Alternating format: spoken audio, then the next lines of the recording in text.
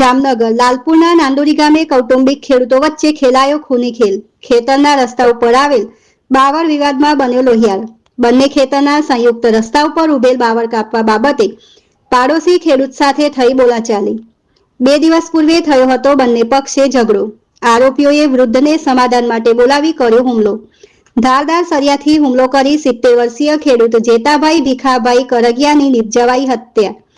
ગંભીર હાલતમાં હોસ્પિટલ ખસેડાયેલ વૃદ્ધનું સારવાર દરમિયાન મોત થતા બનાવ હત્યામાં પલટાયો। ખેમા કરંગિયા નામના આરોપીને લાલપુર પોલીસે પકડી પાડ્યો। રિપોર્ટર પ્રવીણ ચાવડા, જામનગર। મારું નામ કરંગિયા અમિત ખીમાભાઈ, ગામ નાંદોરી। મારા મોટા પપ્પા જેતાભાઈ ભીખાભાઈ કરંગિયા તેમની હત્યા થયેલ છે।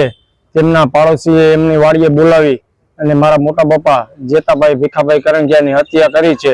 બરાબર, સમાધાનના કારણે બોલાવી અને માથાના ભાગે પાઇપ મારી અને તેમની હત્યા થઈ છે। કઈ બાબતે માથાકૂટ થઈ હતી અને આરોપી કોણ છે?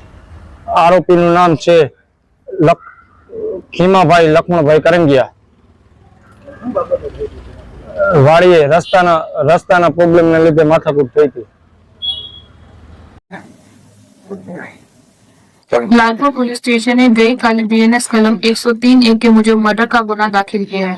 लालपुर पुलिस स्टेशन के नांदोरी गांव में कल 2 किसानों के बीच में खेत के बीच लगी झाड़ को लेकर बहस हुई, झप्पा-झप्पी हुई। इसी झप्पा-झप्पी के दौरान खीमाभाई करंगिया ने लोहे के खेत में पड़े लोहे के सरिये से जेठाभाई करंगिया के सर पे वार किया।